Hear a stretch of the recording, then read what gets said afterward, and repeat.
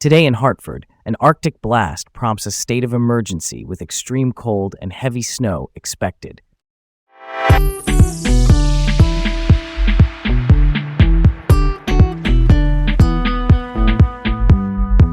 Hi, I'm Leah.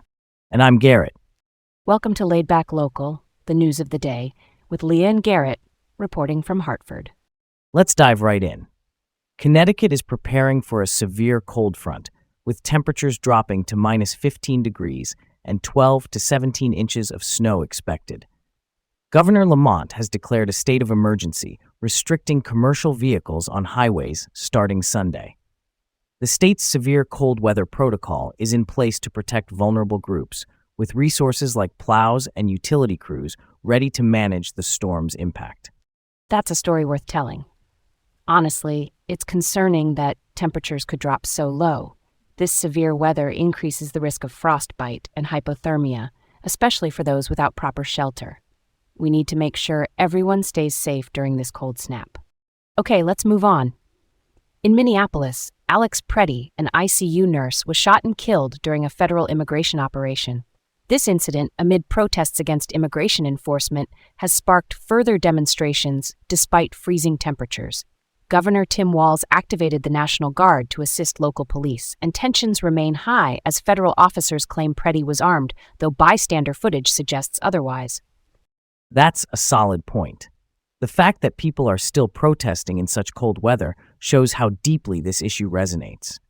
There's a real tension between federal enforcement and local communities, and incidents like this only fuel the fire. All right, let's set the stage for this one. Late Friday night, Wethersfield police discovered an unresponsive individual in a 2025 Honda HR-V on Berlin Turnpike.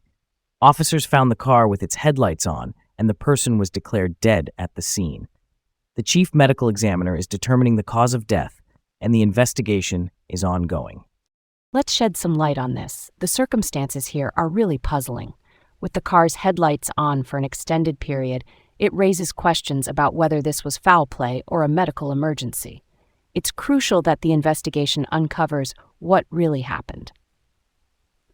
All right, on to the next. Aaron Scott and Dovone Still have been arrested following the shooting death of 22-year-old Darren Johnson in Meriden. Scott faces murder charges with a $2 million bond, while Still is charged with hindering prosecution. The swift cooperation between law enforcement agencies has been key in resolving this case. That's something to chew on, huh?